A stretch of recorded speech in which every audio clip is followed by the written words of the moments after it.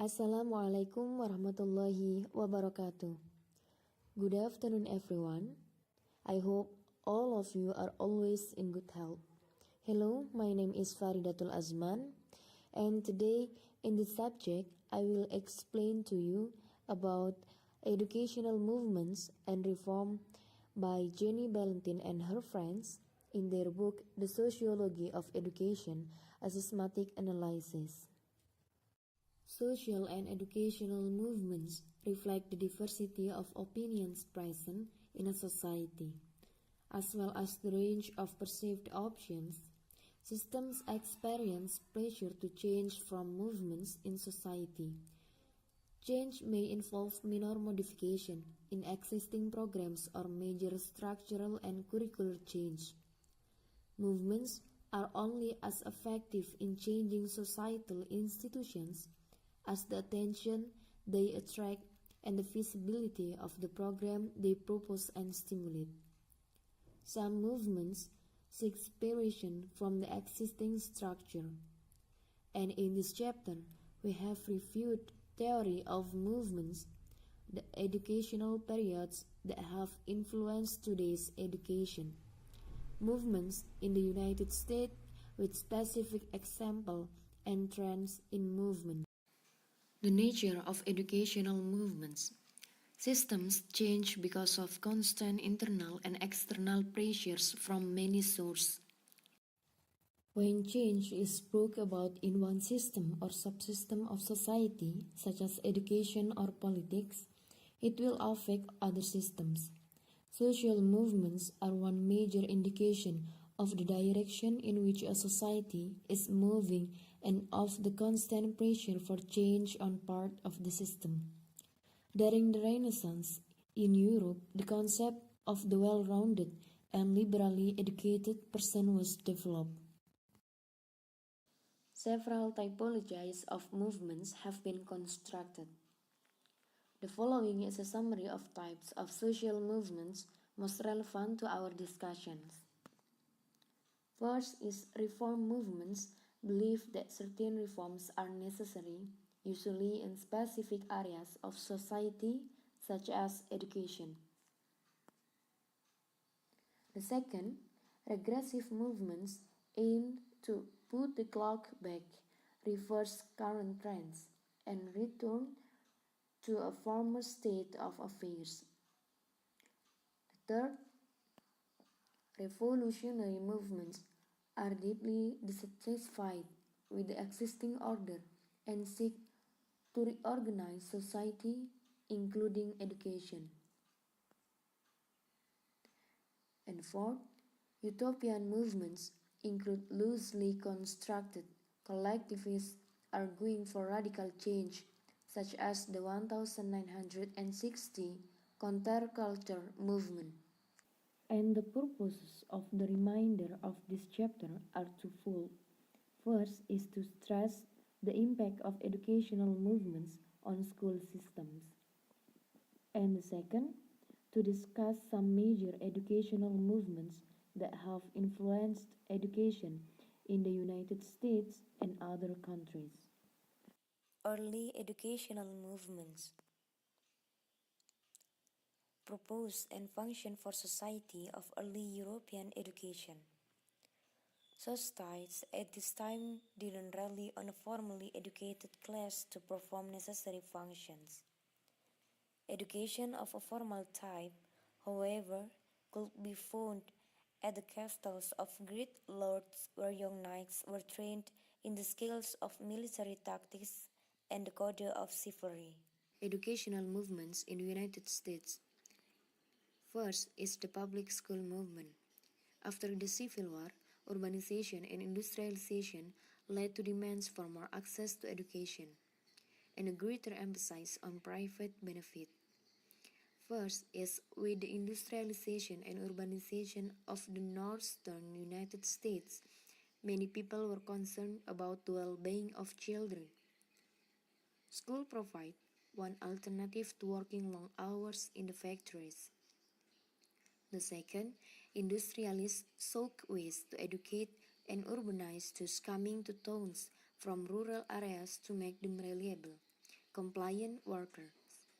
The third, many wanted to Americanize and assimilate immigrants. And then, the progressive education movement. The movement for public education during the first half of the 19th century paralleled the social trend to integrate newcomers into an increasingly urban and industrial society. Similarly, the progressive education movement extending into the 1920 and 1930 parallel the political progressive movement of the 1890. And then the essentials. The term essentials to describe those involved in a 1950 movement opposing progressive education.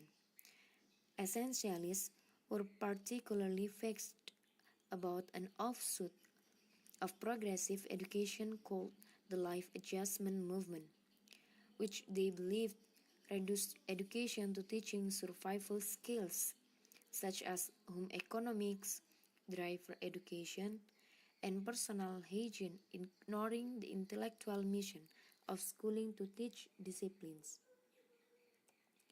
And the fourth, humanistic education.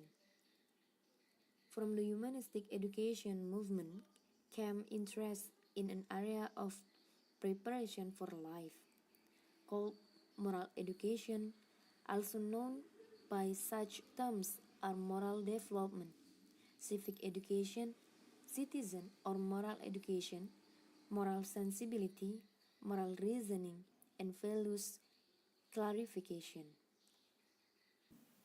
Alternative education and related movements.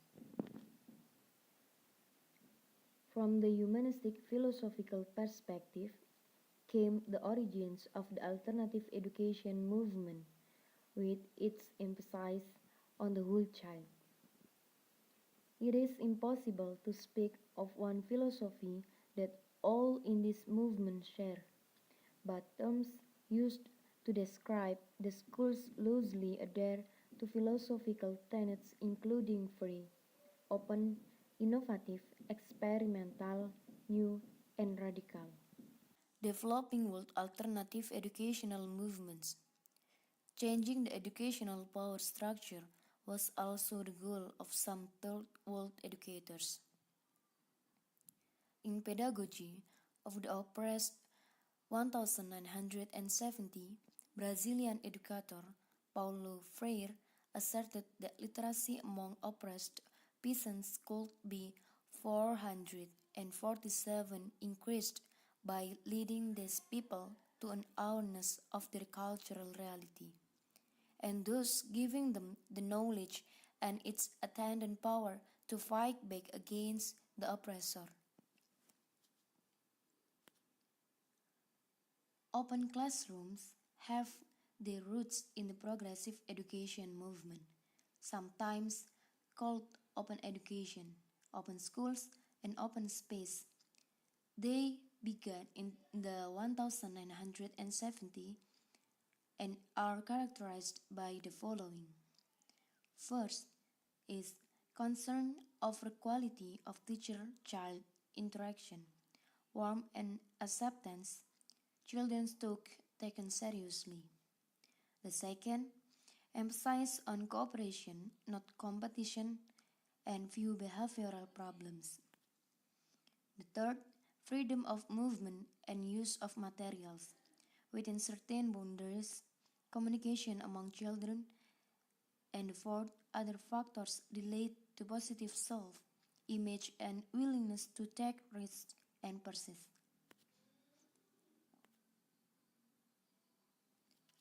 From the alternative education movement, the swing of pendulum moved to the conservative side. Emerging in the early 1980, the movement referred to us back to basics.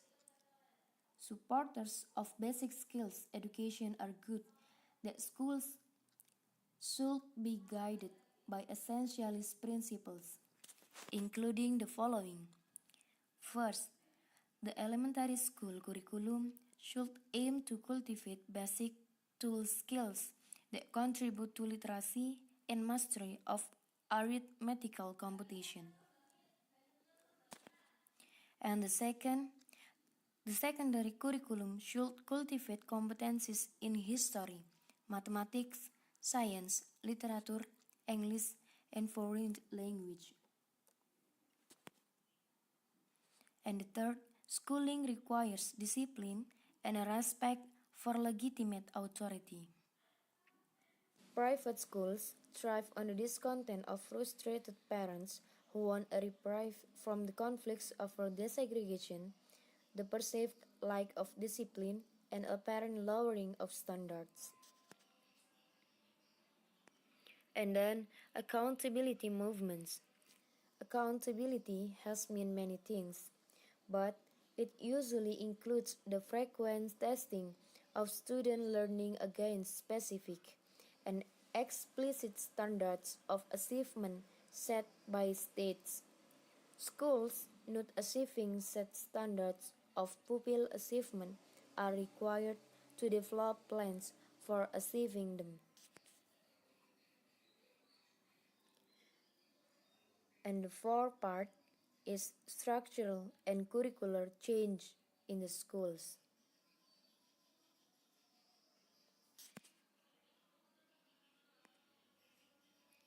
The school choice movement.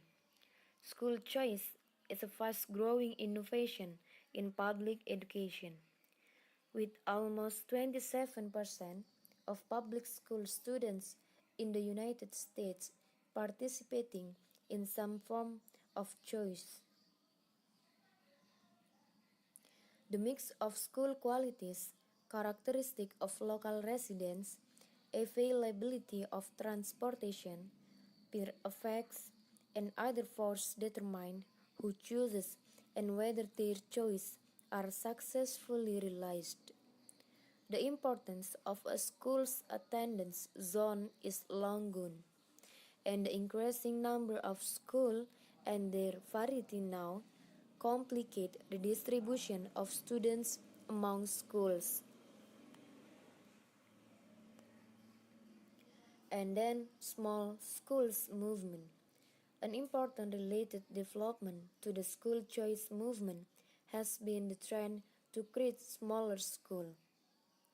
Fueled by the findings that students attending smaller schools generally had better test scores and better attendance and graduation rates, a number of educational decision makers began to support the closing of larger schools and replacing them with smaller ones, often within the same building, and to open now schools with fewer students. Technology and the classroom. Teaching machines, reading programs, talking typewriters, educational television, type cassette machine, and other technological innovations were introduced into classrooms across the nation. Traditional classroom could be changed into individualized instructional centers to meet wide variety of learning styles and interests. Today, computers are integral and essential part of education at all levels of schooling in developed countries and are taking root in developing countries as reduced cost hardware and software make dissemination possible. Federal accountability legislation, counted by many as the most far-reaching educational reform effort of the federal government in U.S. history, No Child Left Behind legislation has come to dominate the educational reform and policy landscape. Passed with bipartisan support during the second Bush administration, this legislation includes the reauthorization of the Elementary and Secondary Education Act of 1965, itself a landmark of federal education legislation passed during the height of the War on Poverty. This law allocated almost 15 billion in federal funds to support education at the local level.